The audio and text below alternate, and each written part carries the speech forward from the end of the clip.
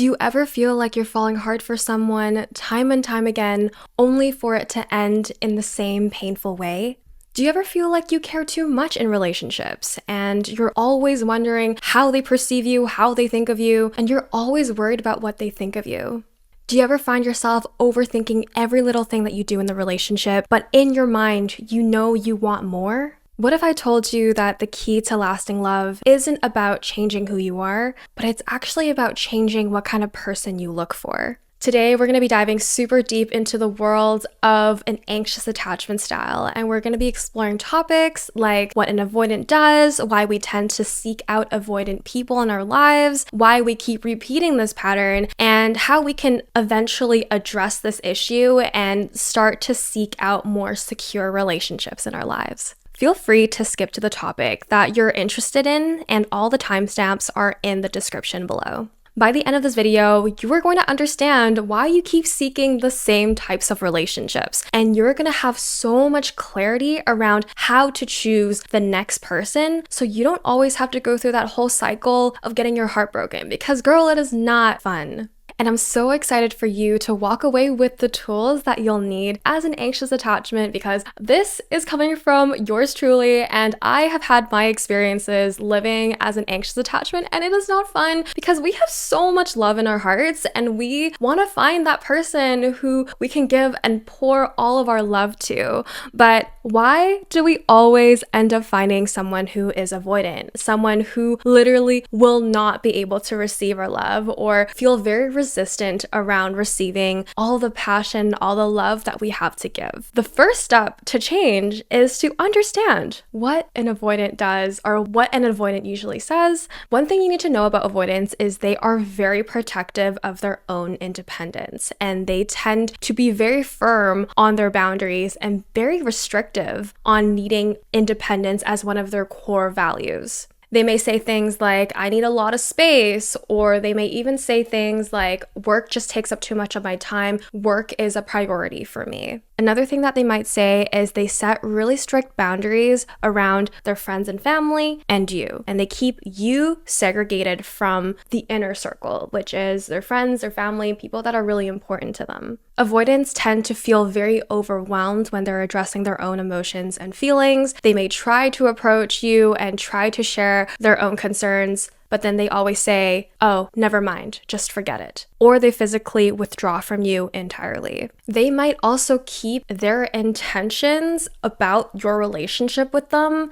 kind of under the radar, and they never explicitly tell you the direction of where the relationship is going, and you're constantly kept in the dark and waiting around for the cue that he is ready to move on. They might keep their intentions in the dark for a very long time, and they may not say anything or express that they want to move the relationship forward, which is also a cue that they are avoidant. They say things like, I'm not ready for a relationship right now, or I'm not looking for anything serious right now, or they say things like, I just got out of a relationship, so I'm not ready to rush into the next one. They may also mention that they've never had a stable relationship ever, so it really shows their own avoidant personality. When an avoidant man says things like, I'm not looking for anything serious, believe them the first time, because they are saying this to your face because they are simply not ready. It's not who you are. It's not what you look like. It's not how amazing you are. It has nothing to do with you,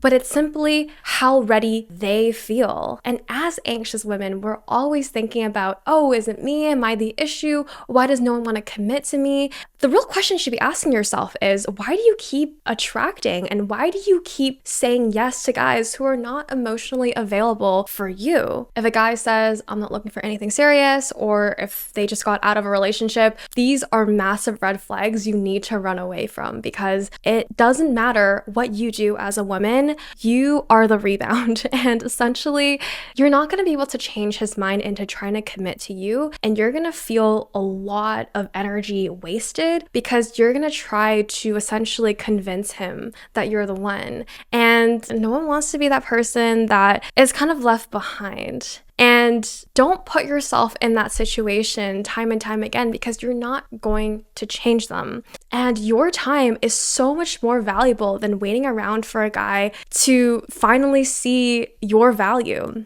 An avoidant person also has a track record of never having a stable relationship ever. So this also suggests that they have a pattern of not wanting to commit long term. Avoidants also have a very unrealistic view when it comes to relationships, and they're always waiting on that perfect person who checks all of their boxes. That is an avoidant tendency. They're always waiting for that one person, and they may also imply that you are not the one. And maybe they may not say that directly, but if you get that inkling feeling that they're implying that, you need to go. You need to run. They may also express this feeling that they're not ready to commit and they're not going to come around. When they feel pressured, they also say things like, I feel so suffocated, I need to leave. They may also find ways and tactics to create distance from you by saying things like, you're too needy, you're overreacting, you're too sensitive, you're too this, you're too that. And it creates more distance and more space, which is ultimately an avoidant person's goal. They often invalidate your feelings and they try to sweep it under the carpet. So how do anxious people end up responding to avoidance?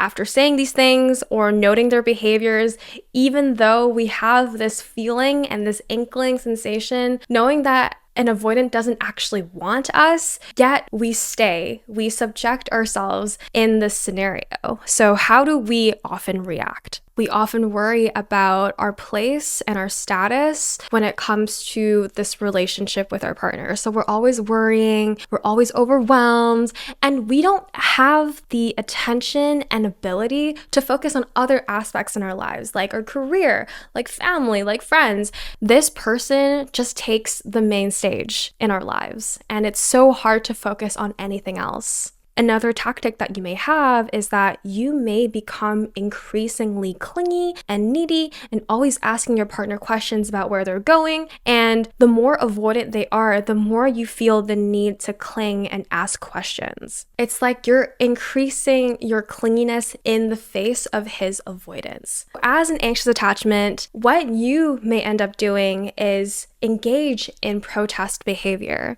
So that includes starting fights, starting drama, or you may just try to ignore them back and not say anything. Or you may even go out, party with your friends, and engage in things that you're not so proud of, such as going for another guy or trying to seek out attention from other people. And all of these are essentially a suppression of our own needs and desires that we want from our partners, but yet we feel like we can't openly communicate them. So we end up protesting. We end up starting drama so that our avoidant partners can eventually have that conversation with us and show that they care and show that they love us. As an anxious attachment style, you may also be very sensitive to your partner's mood changes. And when your partner is really happy and really lovey-dovey, you feel happy. But when your partner is feeling kind of distanced and your partner doesn't really want to engage in you,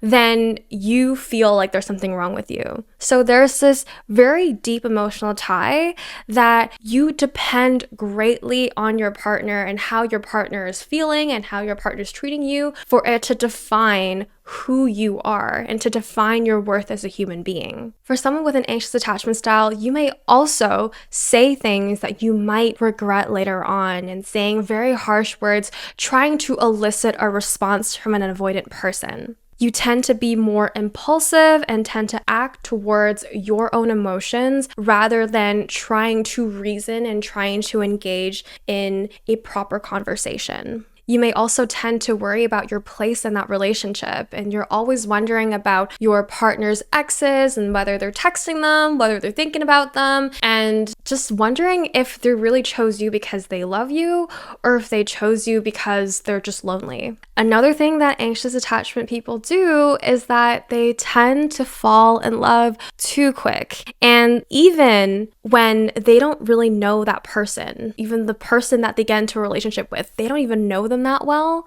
but you just fall in love because you're just such a passionate, you're just a hopeless romantic. Another thing that anxious attachment people do is that they allow the partner, the other person, to set the tone of the relationship. So you never really express what you need, but instead you're going at the pace that they feel comfortable in, that they want to take it to. As an anxious attachment, you tend to be talking about your relationship a lot with your friends, with your family, and when your relationship is going poorly, you have more things to talk about. You also feel like you need to work hard to keep your partner's interest piqued. And it's that you always feel like you need to prove yourself, that you're worthy of their love by going above and beyond, buying them gifts, doing this for them, doing that for them. There's no rest to the constant proving that you need to do. And you don't feel secure that your presence alone is enough. You just don't believe that. You put them on a pedestal, even if they didn't do anything to earn that place in your life. Or maybe they haven't even done anything to prove that they are that person that deserves to be on a pedestal. And quite frankly, no one deserves to be on a pedestal because you deserve to be on a pedestal. You may also believe that this is your only chance at love, and that if you mess up this relationship with this guy, there's not going to be another guy coming around. You also find it really hard to be direct with your partner around what you need, especially your need for intimacy, your need for closeness, your need for unconditional love. And communicating about these things feel really difficult for you because you know that your avoidant partner is not going to be very receptive around your demands. So that was a lot, sharing how avoidants tend to approach relationships versus how anxious people tend to react to an avoidant person. Despite how much love an anxious person has and needs in a relationship, an avoidant person will never be able to meet those demands. But why do anxious people tend to always seek out an avoidant person rather than someone secure? This is something called the anxious-avoidant trap. Anxious people will fall in love with an avoidant and vice versa, but a relationship like that will never succeed. Because as an anxious attachment, you're going to want love, you're going to want closeness, and that is something that is a need for you. But an avoidant will always keep running away from that because an avoidant is scared of intimacy. An avoidant is scared of being too close. And they pride themselves of their independence and having their own life, their own space, and being independent and being strong. And they see that as a non-negotiable in their life. And that is a really big telling sign that they will never be able to give you the intimacy that you're looking for and that you deeply crave and desire. And eventually, if you do subject yourself to an anxious attachment relationship where you're always dating an avoidant man, eventually, if you want the relationship to work, you're gonna be the one that has to suppress your needs for intimacy. You're gonna be the one that has to conform. It's gonna lead you to seek out attention at a club because you're not getting the emotional intimacy that you crave, but yet you're too afraid to ask for that. Someone with an anxious attachment versus someone with an avoidant attachment, you guys have very different core needs. An anxious person requires intimacy, requires closeness, requires love, requires being so close to their partner where they feel like souls are intertwining. That is what an anxious person wants. But an avoidant person prides themselves of independence, prides themselves of being strong and not needing anybody. And I do believe that people who claim that you need to be strong and independent, you don't need nobody, these people, I do believe that they are the most lonely people in history. And they're just trying to justify their loneliness by saying and claiming that it's important to be independent. But dependence and having closeness with other human beings, whether these are platonic or romantic, these are biological needs. And having high quality relationships in our lives is what produces joy and happiness. It is the whole purpose of this human experience. And when we reject this core need of wanting to be close to somebody,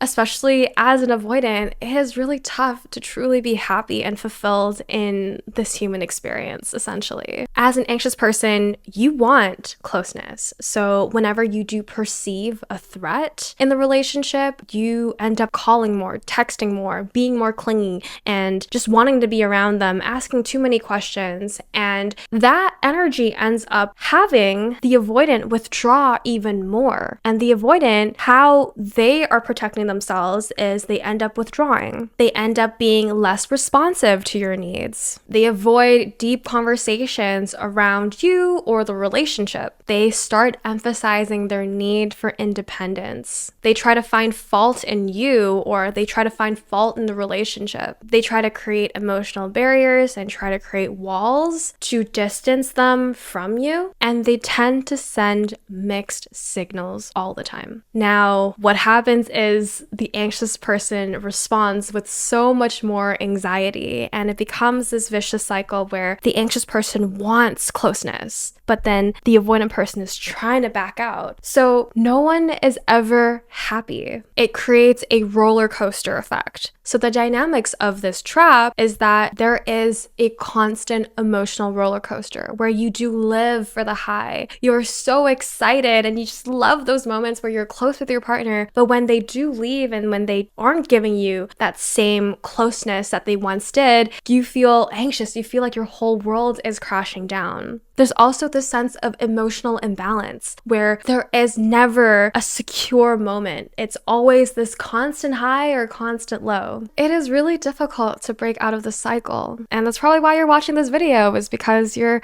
tired of all of these heartbreaks and having every guy respond the same. Now, this is really an opportunity to turn inward and to ask yourself the question, why am I putting myself in these situations? Why do I keep doing this to myself? And how much longer can you do this? And I remember one particular question that came to me was, why am I so needy? I remember this question because I felt like I wanted so much, and maybe I did expect too much. I did expect too much intimacy, too much closeness, and too much love. But why did I feel so needy, and why did I always want more from my partner? And to answer this question, you need to understand that there is this inner conflict between you where there's a part of you that wants intimacy and that wants love and closeness, but there's also this other part of you that keeps shaming yourself for wanting these things. This happens all the time with anxious attachments, and this is a core need that we want, but anxious people don't feel like they can own that. They don't feel like they can state their desire for closeness and intimacy. They don't believe that it's right to ask for these things. You may feel that asking for closeness is a sign of weakness or a sign of neediness or a sign of vulnerability, and you don't want to be that person that is too needy. You don't want to be that needy girlfriend. But it is not true. Your desire for closeness and intimacy is what makes you an incredible partner. It's what makes you an incredible lover. And anyone would be so lucky to have a partner who is so capable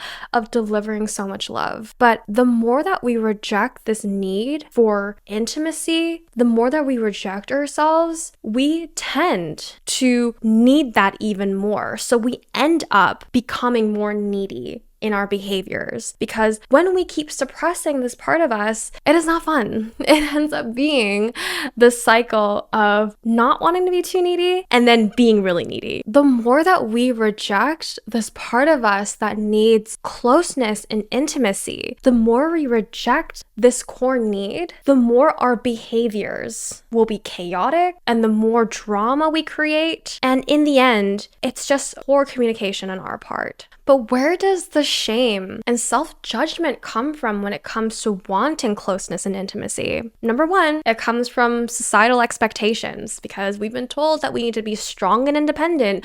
We need to be that cool, calm, self-assured girl who doesn't need no man. Like, that is society's representation of what a sexy girl or that girl is, someone who's completely detached and someone who just doesn't care. But how sad is it to be so detached from life and so detached from our emotions that we're numb. And does that make us attractive? No. It's the fact that we have core emotions and that we have feelings and we are unique individuals that want to be expressed. And sometimes it can come with the emotions that we feel like are not being met. And that's what makes us unique. But society has shamed us to feeling bad about wanting more closeness and intimacy. Another reason why the shame can come about is from past relationships. If we've been shamed a ton by our past partners, an ex-lover who said that we're being too much, or they don't like to be touched, or they don't like to be too close to you, it may feel like we need to withdraw as well. And you may have, in the process, internalized the belief that you are being too much. There is this deep core fear of rejection.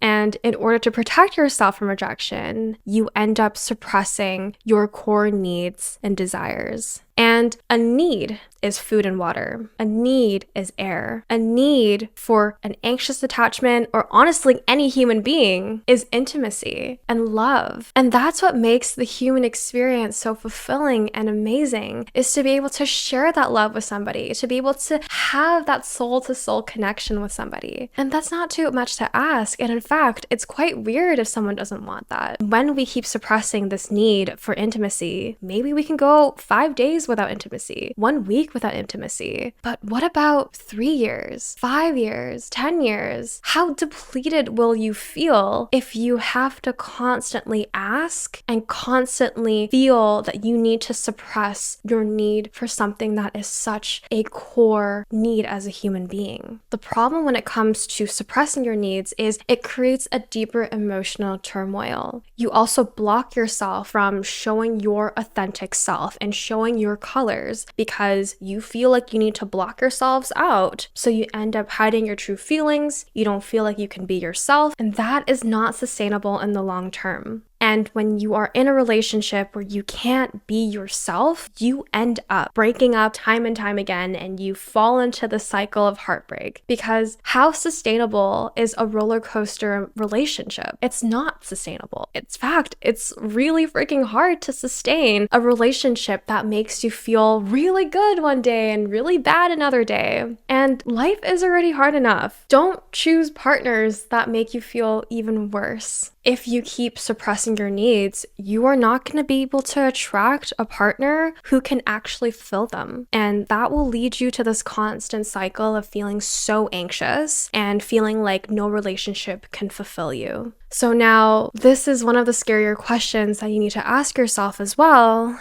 is how committable am I? Am I really showing my true colors to the person that I'm seeing or to my avoidant partner? Am I really being honest about what I need? And is this partner able to reciprocate that? How honest are you about what you need? And how honest are you about who you are? Because if you feel like you're a chameleon and you need to constantly change your colors depending on the mood of your partner, that's going to be so mentally exhausting. Your needs for intimacy is legitimate. It is something that every human deserves to have. It should be something that you own and something that you should honor. Securely attached people actually depend on their partners, but they don't do it in a way where they shame themselves in the process, but they know that their partners are also there to support them no matter what. Feeling needy or hating your desire for intimacy is from societal expectations, or it is from past relationships, but you need to reframe this and see it as a core human need. And it's not something that you should be ashamed for asking. It's something that you deserve to have. So instead of seeing this need for intimacy as a weakness, instead start embracing this. Because it is the key to fulfilling relationships. It is also a key indicator of what allows you to thrive emotionally. And it's something that the right partner will be so happy to reciprocate and give back. Another thing that anxious people tend to think is that their partners are their whole world. But what if we can reframe it and think about, what if I am my whole world? What if I am taking the main stage of my own life? But let's talk about about why we tend to centralize our partner as the most important thing in our lives. Some of the signs are that you have this all or nothing mentality. Your relationship is either going super duper well or it's not going great at all. You're constantly using your emotional energy to determine whether they like you enough or not. But what happens when we put focus on all of this energy into wondering whether a person likes us enough? When we allocate all of that energy to relationships, especially a relationship that is so draining to us, how do we have time to commit other things that are important to us in our lives? Like your business or your career or wanting more out of life, or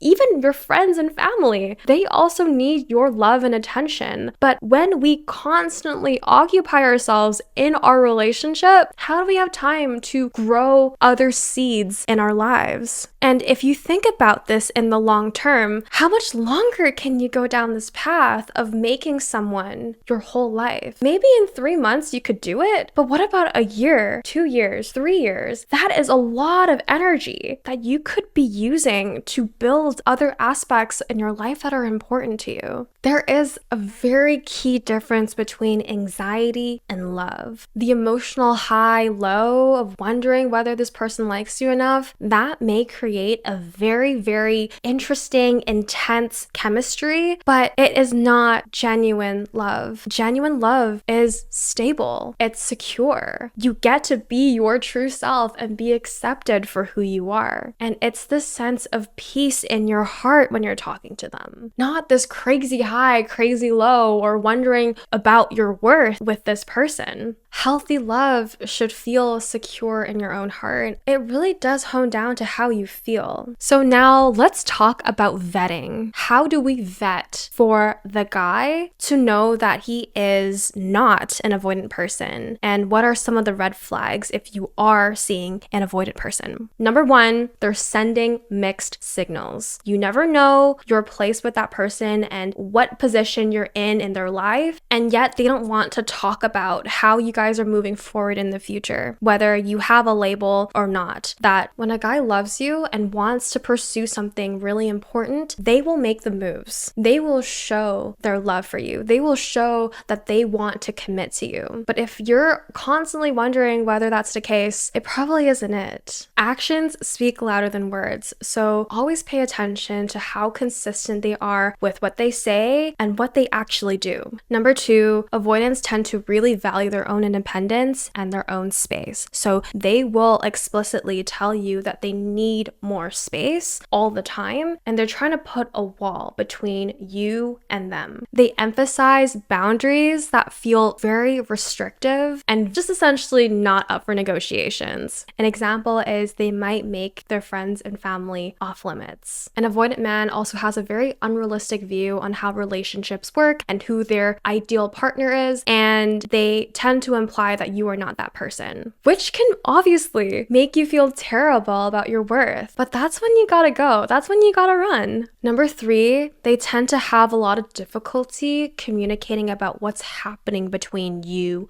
and him. They might avoid discussing the state of that relationship, and they may avoid friction altogether. If you guys have an argument, they may just say, oh, forget it, and they may not talk about their feelings with you. Number 4, avoidants tend to react negatively to your effective communication. So if you are stating that you need more love, you need more intimacy, and you're stating your needs in a very clear way, and if they don't react well, this is a clear sign that they're avoidant, and this is a clear sign that they won't be able to handle you. They won't be able to handle your emotional needs. They might label you as too sensitive, too needy, and too overly dramatic, and they try to make it about you, and they make you feel like you are being too much. They may also end up ignoring things that are important to you. Secure individuals do not react this way. Instead, they actively listen to you and they actively want to know how they can make your experience in the relationship so much more enjoyable. And they're willing to work on themselves. They don't overly worry about being abandoned, and instead, they see that relationships are a co-creative process. Secure people tend to communicate communicate their feelings upfront and they don't leave you guessing. So now let's talk about specific questions or even observations that we can make in the process of vetting for this next partner, whether this next person is capable of your love. So the first way to figure out if a person can really meet your emotional needs and intimacy is to ask directly. And for an anxious person, this may feel super daunting and super scary, but the more you do this, the more you start to realize that a high value man will respond to your needs and your questions about intimacy with such passion and enthusiasm. And you really do get to see their eyes shift when you talk about things relating to intimacy or things about communication, things that are important to you in a relationship. A high value man will always respond with such enthusiasm. For example, if you are someone who needs reassurance, what you can say is, I value feeling secure in my relationship. What are your thoughts on how partners can support each other emotionally? And it's about inviting and talking about these types of topics in a very open and welcoming manner allows you to also vet for how this person responds, what their thought process is like, how they end up resolving conflict, because those are key skills that is required for a long-term relationship to unfold. Number two, if you are looking for a serious relationship, be upfront about what you are looking for. You can ask things like, I'm looking for something more serious. What are you looking for?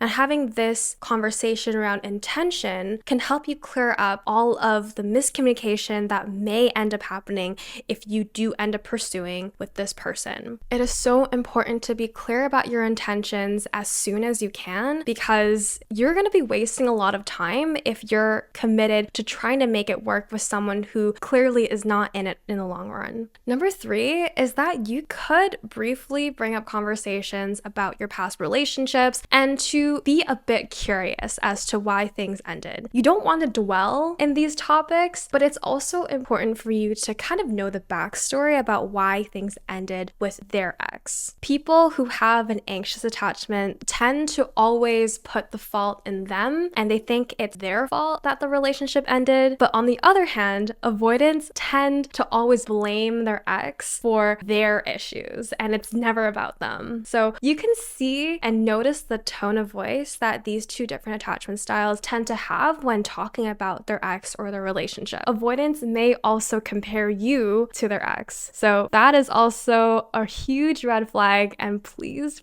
just stay away from guys who are still missing their ex. Now, next off are observations that you can make. So let's put away the questions and let's start observing, because when you are vetting a person, you also want to know if they're the right person for you. And as much as anxious people tend to think that the spotlight's on them and that they need to be perfect all the time, it's time to flip the script and it's time to start observing them. Number one is to observe how consistent they are to what they say they're going to do. Do they follow through on plans? Do they call when they say they're going to call? Do they pick you up in a timely manner? Secure individuals tend to be very reliable, whereas avoidant people tend to not be as reliable. Number two, pay attention to how they react to your concerns. A secure person will try to accommodate to your needs, but an avoidant person may either sweep it under the rug or they may complain that you're being too needy, too sensitive. An anxious person will usually feel very defensive and they won't be able to give you the comfort that you need. Number three is to avoid their boundaries. It is important for all of us to have boundaries in a relationship, but when it comes to avoidance, they tend to overdo it and they tend to set boundaries in all aspects of their lives. And they seem to have a guard or this wall between you and his whole life. Number four is to assess their view on relationships. Is it very flexible, or is it something that is very rigid and can't be touched? For an avoidant person, they tend to have very restricted views on love, and they tend to be very stringent and very strict around what their partner can do or what their partner can express and have. And if they can't fit into that model, then bye-bye now. That avoidants tend to have very little flexibility for their partner. Number five, do they devalue you, even in a joking way? If they make side comments about how you're not really that important, that you're not very valuable, literally any inkling feelings that you get of not feeling like a valued person, that is also a telling sign that they're an avoidant. Number 6, watch for distancing behaviors. If they tend to keep pushing you away, that is also a telling sign that they're just not right for you. And the final topic is, how can I start trusting my own gut feelings and also being mindful of my attachment biases? I can understand this coming from someone who used to be a very anxious person. I understand the feeling of not feeling like you can trust your own gut, that you can make the right decisions for you, especially when your anxiety can go crazy. So how do you know if you can really trust yourself, whether this relationship is right for you or not? Don't know about our patterns, we will never be able to change. The first step, which you are already doing, is to cultivate deeper self-awareness around your attachment style. And this comes with understanding yourself more, journaling and writing about the emotions that come up, the worries that you feel, the abandonment issues that may be surfacing again from your past relationships or even from your childhood. Sometimes all it takes is to recognize the pattern for it to heal and release. The second step is to be able to distinguish that anxiety from your intuition. You need to understand that the anxiety that comes in may just be an attachment-related issue, and it's not really coming from your intuition. True love, in an evolutionary sense, is secure. It's stable, and it feels freeing to be yourself. And you shouldn't always have to worry about your place in someone's life. That is not a secure relationship. Number 3 is to check in with yourself and be honest about what you need. Reflect on whether a relationship is making you feel like you're on a roller coaster ride, or is this something that feels stable? Pause and reflect before you react to those strong anxieties. So this could be the protest behavior, starting another argument, or withdrawing. Before you do all of that, it's time to be honest, and it's time to start speaking about it in a real conversation. Also, another thing that I like to do is, if you have friends that are in secure relationships, it's important to talk to them about what a secure attachment feels like and to understand on a deeper level how you can also implement that in your life. And you need to consider whether your emotional needs are truly being met, or if you feel like you are suppressing yourself time and time again. Step number 4 is, after recognizing that they're not meeting your needs and they're not being receptive of what you have to say about what you need, and also hearing some of the telling signs about whether they want you in their life or not, it's time to walk away. If you are not being treated with respect, if you're not treated like a high value woman, it is time to walk away. And you need to value yourself more, that you need to tell yourself that you deserve more. And it's okay to walk away from relationships like this. And it's that every time you walk away from a relationship like this, the greater you are reinforcing the possibility of a secure relationship. You are reinforcing this belief that you deserve more. So now we are approaching the end of this video, but something that I do want to share heart to heart is that having an anxious attachment style is honestly one of the greatest gifts, because I was not able to see how much love I was capable of giving until I really came to terms with my attachment style. And I do believe that people like us, we have so much love to give, and we are incredible lovers, and anyone who is in a relationship with us